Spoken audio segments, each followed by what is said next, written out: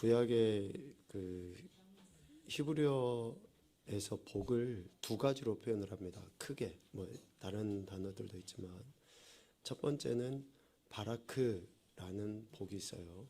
바라크라는 이 단어는 축복하다, 그러니까 복을 빌어주는 것에 초점이 좀 더 강하게 맞춰져 있습니다.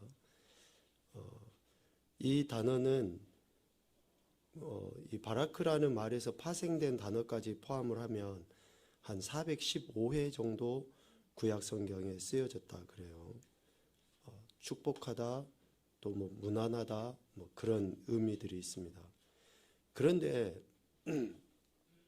이 바라크라는 단어는 축복하다, 무난하다라는 그 의미와 정반대되는 의미까지 포함한다 그래요.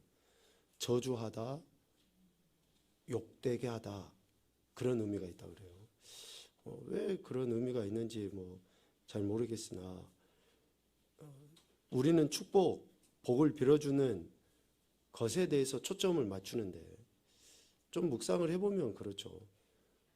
이른 아침에 다른 사람에게 축복하는 것은 어떻다라고 이야기합니까? 그러니까 우리가 복을 빌어주는 것도 어쩌보면 상황이나 환경이나 때에 맞는 그러한 복이 있어야 되는 거죠. 어린아이들이 위험한 걸 달라고 해요. 그런데 부모가 마음이 한량없이 너그러워서 또 부모가 그 아이를 믿는다라는 그 하나 때문에 그냥 위험한 것을 어린애에게 줘요. 그것은 복이 아니죠, 그 아이에게. 그러니까 축복하다라는 말하고 저주하다라는 그 단어가 같이 이 바라크라는 의미 속에 담겨져 있는데요. 이 복을 창세기 1장 28절에서 이야기를 합니다. 창세기 1장 28절 말씀 뭐 몇 차례 우리가 이야기하고 또 암송도 하는 구절인데 같이 한번 읽어보도록 합시다. 창세기 1장 28절 시작. 하나님이 그들에게 복을 주시며 하나님이 그들에게 이르시되 생육하고 번성하여 땅에 충만하라. 땅을 정복하라. 바다의 물고기와 하늘의 새와 땅에 움직이는 모든 생물을 다스리라 하시니라. 아멘. 자, 여기에서 복이라는 단어가 앞서 이야기하는 바라크라는 단어입니다. 이 복을 주신 이가 누구예요? 하나님이 이 하나님이라는 단어는 우리 잘 아는 엘로힘입니다. 엘로힘. 이 엘로힘이라는 단어는 복수 형태예요.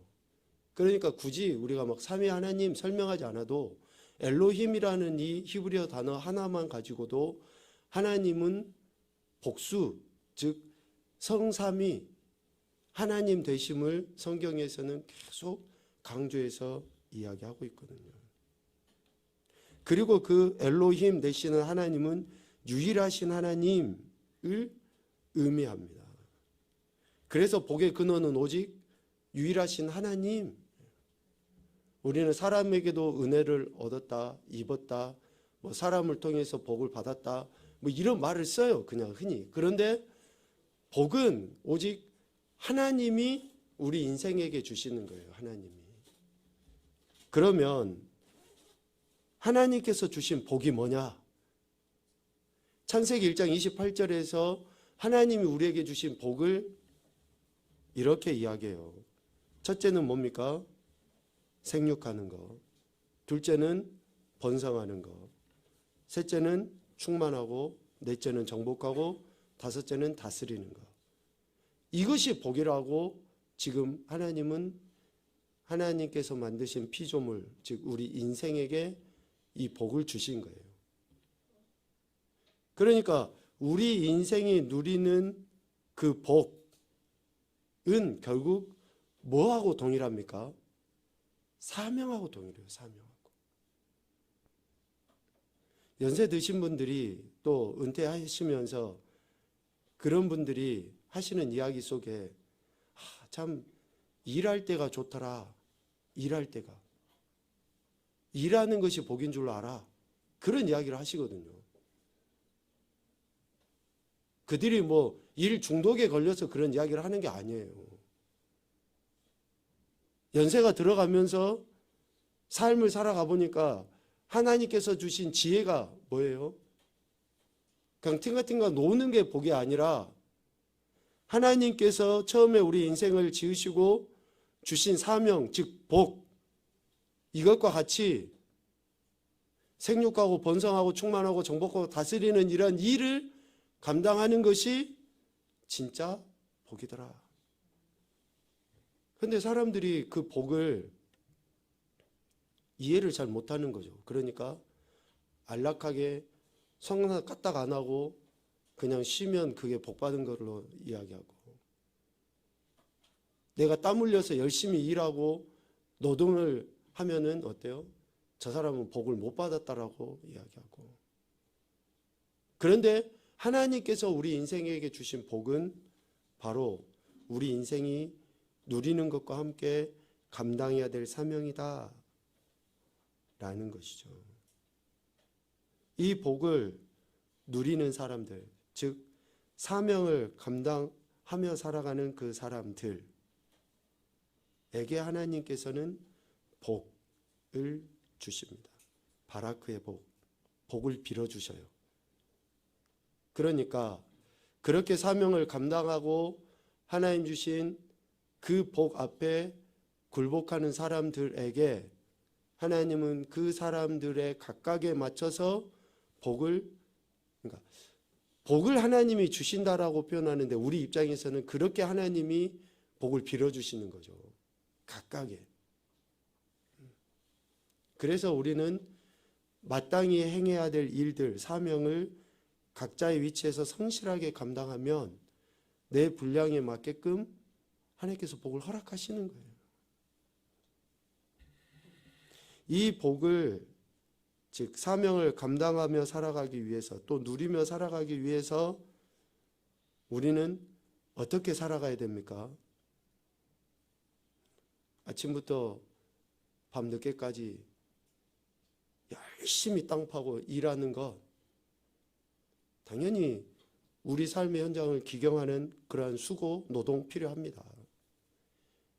시편 1편 1절과 2절 말씀에서는 똑같이 바라크라는 이 복을 이야기하면서 우리에게 어떻게 이야기합니까? 철저하게 하나님 앞에 우리가 보여야 될 태도를 이야기하는 거예요. 우리가 보여야 될 태도. 그러니까 사람들은 복을 받고 복을 얻기 위해서 어때요? 자기가 뭔가 열심히 해서 세상의 것을 뭔가 성취해야지만이 복 받았다라고 이야기하는데, 그 복이 아니라는 거예요. 진짜 복을 우리가 하나님께로부터 얻기 위해서는 어떻게 해야 됩니까? 시편 1편 1절 2절 읽어봅시다.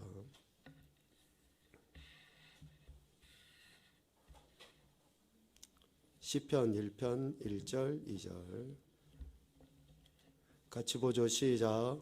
복 있는 사람은 악인들의 꾀를 따르지 아니하며 죄인들의 길에 서지 아니하며 오만한 자들의 자리에 앉지 아니하고 오직 여호와의 율법을 즐거워하여 그의 율법을 주야로 묵상하는도다. 아멘.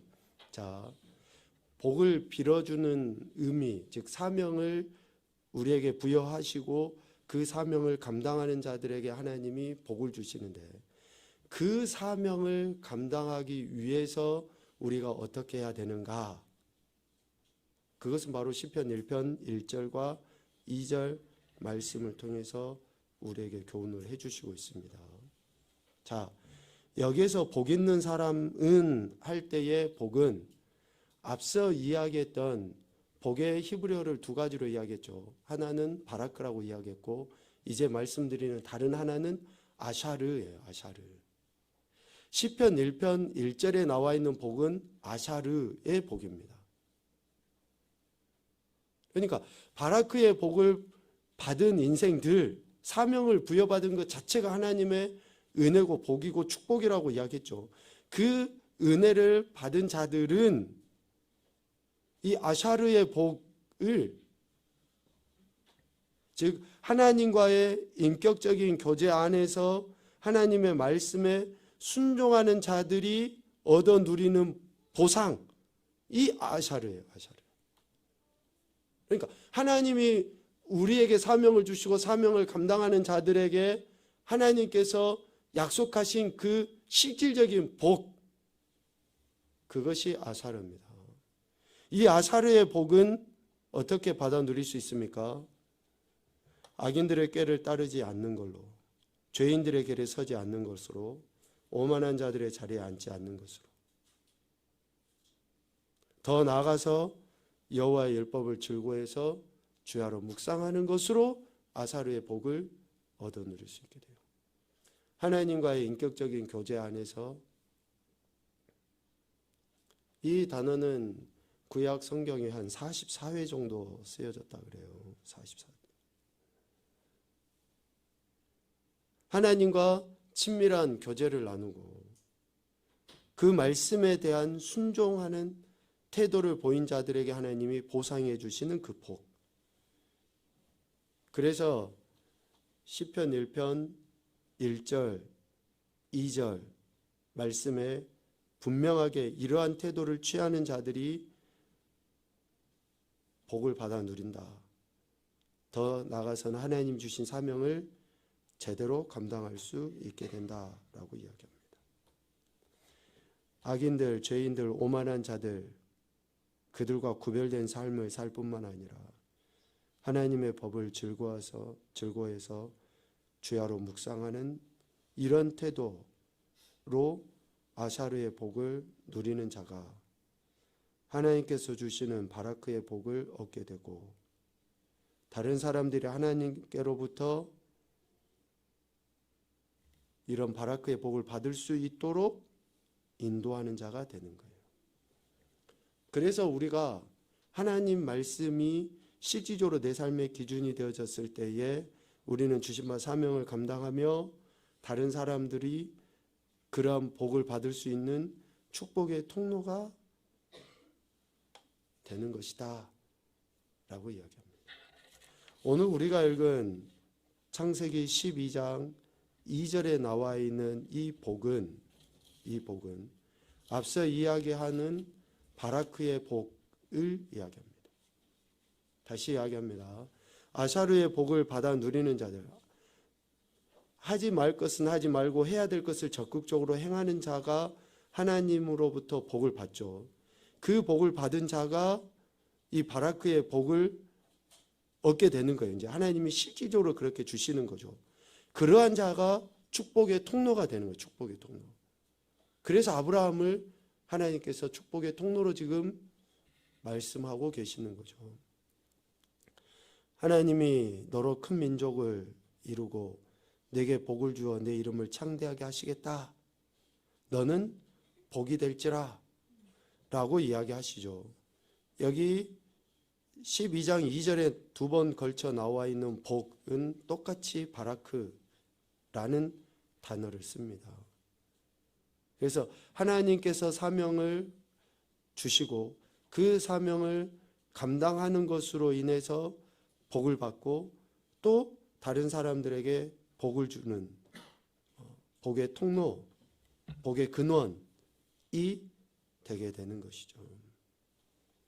구약 성경에서는 복에 대해 외적인 풍요함을 많이 강조했습니다. 외적인 풍요함, 가시적이고 또 현세적인 것으로 평가하죠. 오늘날 시대도 마찬가지입니다.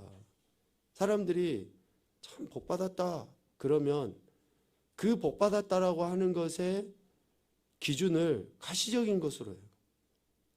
좋은 대학 가면 복받고, 좋은 회사 취직하면, 요즘 뭐 대학이 이제 대학이라고 말 안 해야 되겠어요. 취직이 더 어려우니까. 옛날엔 대학 가기가 어려워서 좋은 대학 가기를 기도하고 그랬는데, 좋은 대학의 문제가 아니라 취직이 이제 어려우니까 취직만 하면 복받았다, 그렇게 평가를 하게 되거든요. 구약에서 그래서 이런 가시적인 복들에 대해서 많이 이야기하는데, 토지에서 나는 그런 수확물들, 어떤 보면 많은 또 성공, 그런 것도 있을 수 있죠. 자손이 많아지는 거, 이것도 복이라고 여기는 거죠. 창세기 26장 12절 우리 이훈이 한번 읽어볼까? 이삭이 그 땅에서 농사하여 그 해에 100배나 얻었고 여호와께서 복을 주심으로. 아멘. 이렇게 풍성함을 복의 모습으로 이해한 것이죠. 삶의 흥망성쇠에서 하나님께로 인도됨을 구약에서는 복이라고 여겼습니다. 실질적으로 이스라엘 백성들의 모습을 보면 알 수 있죠. 야곱의 모습도 그렇습니다. 창세기 33장 11절 은설이 하나님이 내게 은혜를 베푸셨고 내 수레도 속하오니 청하건대 내가 형님께 드리는 예물을 받으소서 하고 그에게 강건함을 받으니라. 아멘. 하나님께서 그 풍성함의 은혜를 베풀어 주셨습니다. 복 받았습니다. 그런 이야기인 거죠. 구약에서는 또 평강의 복, 즉 생명의 구원 얻는 것을 복이라고 이야기합니다. 생명의 구원을 얻는 것. 시편 29편 11절 영성이 여호와께서 자기 백성에게 힘을 주심이여 여호와께서 자기 백성에게 평강의 복을 주시리로다. 아멘. 하나님께서 주시는 이런 평강을 복이라고 여겼습니다. 그리고 원수를 이기고 승리하는 것, 승리를 얻는 것도 복이라고 여긴 거죠. 창세기 24장 60절 민서 리브가에게 축복하여 이르듯 우리 누이여 너는 천만인의 어머니가 될지어다 네 씨로 그 원수의 성문을 얻게 할지어다. 아멘. 대적하는 자들에 대한 승리, 영적으로 육적으로 승리한 것을 복이라고 이야기합니다. 시련 가운데서 확신 얻는 것, 우리 욥기 말씀 보고 있는데요. 그것도 복이라고 이야기를 하는 거예요. 욥기 1장 21절 22절 정훈이 이르되 내가 모태에서 알룸으로 나왔거든 또한 알룸이 그리로 돌아가올지라 주신 이요 여호와시오 거두신 이도 여호와시오니 여호와의 말씀이 찬송을 받으실지니라고. 이 모든 일에 욥이 범죄하지 아니하고 하나님을 행하여 원망하지 아니하니라. 아멘. 시련, 고난 가운데서도 하나님에 대한 그 확신. 그런데 신약에서는 실질적으로 이런 외적인, 가시적인 그런 것에 대해서 이렇게 많이 말씀하시지는 않습니다. 그러니까 어떤 수확물이 많아지는 것이라든지 또 애굽에서 건진받아서 뭐 하나님께 인도함을 받는 거나 또 어떤 승리를 얻는 거나 뭐 이러한 것이 실질적으로 구약의 사람들 안에는 그걸 복이라고 여겼는데 예수님께서는 그렇게 어떤 그 외적인 행태의 것을 복으로 이렇게 말씀하신 부분이 극히 없습니다. 그래서 뭐 축복하다라는 그런 단어가 자주 나타나지 않죠. 중요한 것은 인간의 삶에서 하나님의 진실이 나타나고 있다는 것. 그러니까 우리가 어떤 상황에 처해도 병들고 가난해도 하나님의 그 은혜가 있는 그 사람이 복받은 사람이라는 거예요. 그러니까 관점 자체가 틀려요. 지금 내가 병들어 있어요. 내가 경제적으로 좀 어려워요. 좀 세상 사람들의 눈에 비춰보면은 되게 형편없는 그러한 사람일 수 있어요. 그런데 그 사람에게 하나님의 은혜가 임한 것 자체가 복이라고 이렇게 말씀하시거든요. 그러니까 복음을 위해서 헌신하는 자들이 어떤 가시적인 열매를 맺지 못했다. 그러나 그들은 그 헌신 자체에 하나님께서 기쁘게 받으시는 것이고 그 자체를 하나님은 복되다 라고 말씀하시는 거죠. 그래서 계시록에 주 안에서 죽는 자가 복되다라고 하신 말씀의 의미가 그겁니다. 정말 복음을 위해서, 주를 위해서 내 삶이 어떤 열매와 상관없이 주님이 기대하시는 그 삶 자체를 주님은 복되다라고 말씀하시는 거예요. 큰 교회, 작은 교회, 또 많은 성도가 모인 교회, 그렇지 못한 교회, 그것으로 복을 받았다 안 받았다 평가하거나 판단해서는 안 됩니다. 그러한 것으로 인해서 목회자가 주눅 들어서도 안 되고 성도들도 위축돼서도 안 됩니다. 축복은 힘의 전달입니다. 힘의 전달. 그러니까 내 안에 복은 뭡니까? 내 안에 계신 예수 그리스도의 그 힘과 능력을 나타내 보이는 것이 복이에요. 내가 환난 날에 낙심하면 내 힘이 미약함을 보일 뿐이에요. 아니 염려, 근심, 걱정이 없는 사람이 어디 있습니까? 문제 없는 사람이 어디 있어요? 갈등이 없는 사람이 어디 있습니까? 그러나 그럴 때 낙심하고 절망하는 게 아니라 오히려 내 안에 계신 예수 그리스도로 말미암아 더욱더 담대하게 힘을 내 보이는 그 사람이 복된 인생이라는 거예요. 복된 인생. 있으면 좋아서 죽겠고 없으면 없어서 죽겠고, 이거는 복이 아니에요. 힘이 아니에요. 어떤 상황이든지 내 안에 예수 그리스도 하나님의 은혜, 하나님의 능력이 있는 것으로 우리는 복된 인생이라는 거죠. 복된 인생. 이 힘은 눈에 보이는 세상에 바탕을 둔 것이 아니라 하나님 안에 근거하고 있습니다. 여러분 믿으십시오.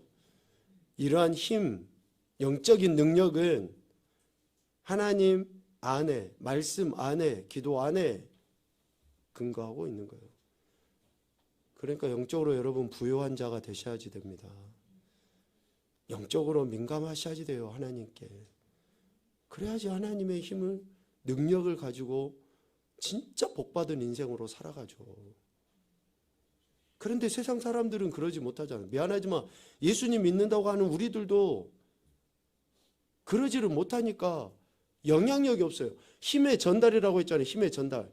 영향력이 없어요. 축복, 복을 빌어줄 수가 없어요. 그러니까 예수 믿으세요. 니나 잘 믿어. 이런 이야기가 그냥 되돌아오는 거예요. 예수님 믿으면서 내가 가난해도 담대하게 예수 그리스도의 능력으로 나가야 되는데, 내가 가난하면, 병들고 내가 부족하고 모자라면 그 힘을 전달해 주지를 못하는 거예요. 왜? 내 안에 영적인 은혜가 없으니까. 내 안에 말씀이 없으니까.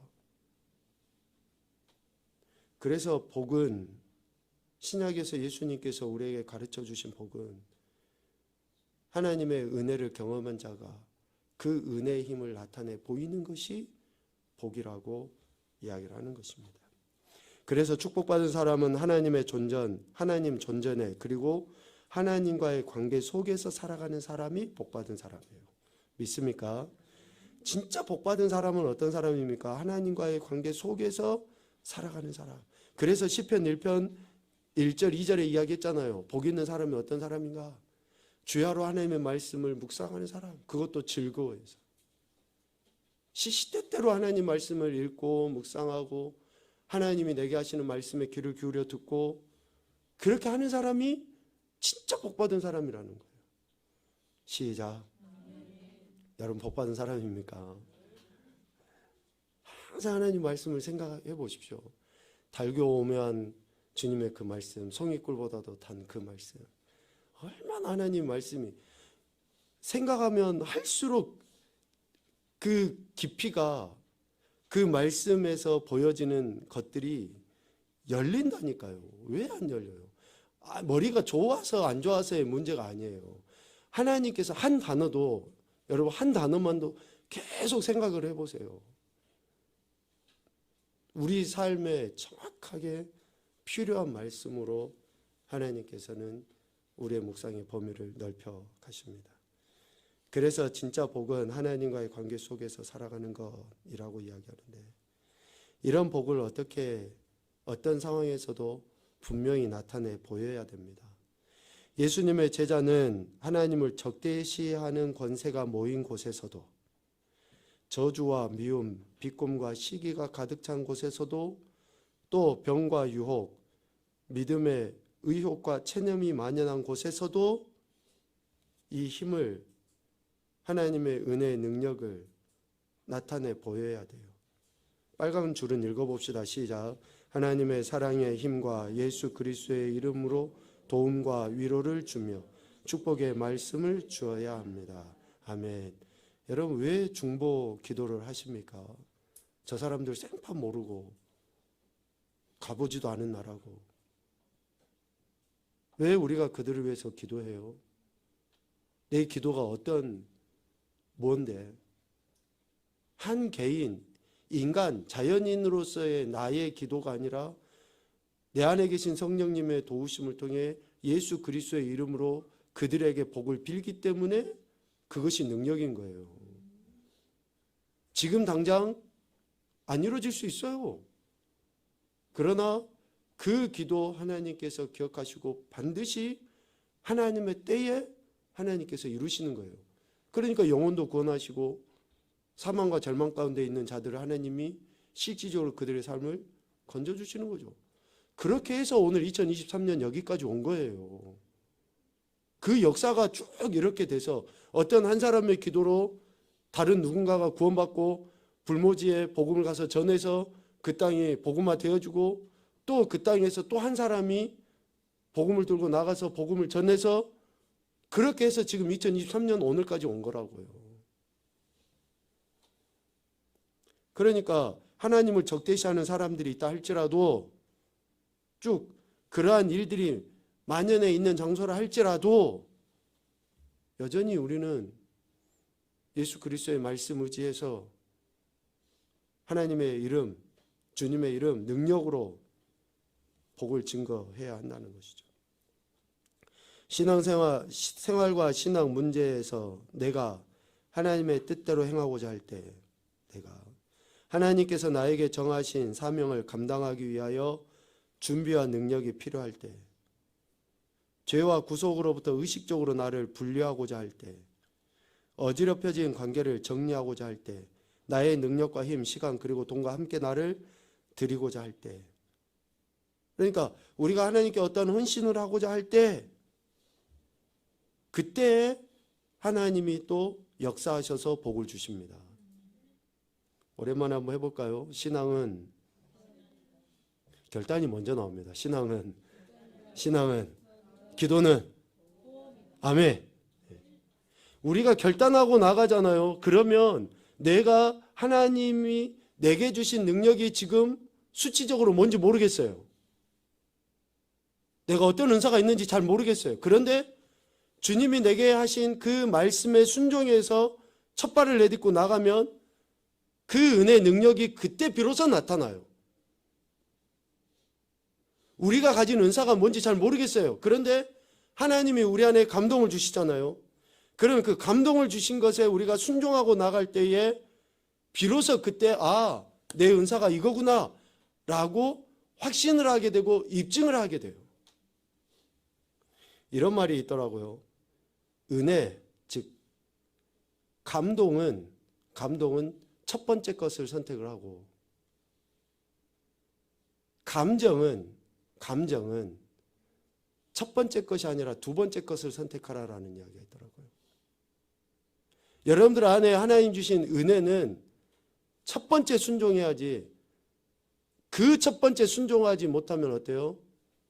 내 생각이 쑥 은혜를 덮어버려요. 그래서 순종 못하게 됩니다. 그런데 감정은 어떻습니까? 첫 번째 욱하고 나온 건 어때요? 그 첫 번째 감정은 대부분 나와 다른 사람을 아프게 하고 힘들게 하는 그런 감정이에요. 그러니까 3초만 생각해 보라고 하는 이야기가 뭐예요? 두 번째 드는 그 감정, 그래 참지 이러든지, 그래 나도 똑같지, 뭐 이런 그런 마음이 비로소 그때 들어요. 하나님께서 우리에게 주신 은혜의 우리가 적극 순종하고 순복을 하고 결단을 하고 나가면 그때 비로소 하나님께서 우리에게 약속하신 복들을 우리가 받아 누리게 돼요. 왜 우리가 이런 능력이 제대로 나타나지 않는가? 왜 은사가 제대로 표현되지 않는가? 이것은 내가 하나님 주신 그 은혜에 순복하지 않기 때문에 그런 것이다 라는 거죠.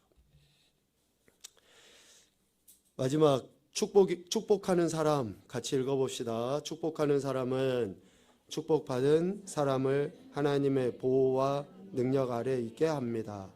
이 축복은 사람들에게 감화를 주고 생활 모습을 변화시킵니다. 이러한 축복을 하는 사람은 하나님의 능력과 사랑의 계획을 기억하며 살아갑니다. 아멘. 그래서 우리가 하나님의 말씀에 귀를 기울여 듣고 순종할 때에 하나님께로부터 복을 받고, 즉 사명을 감당할 때 복을 받고 그 복을 받은 것으로 다른 사람을 또 축복할 수 있는 그러한 사람이 되는 것이죠. 말씀을 정리하겠습니다.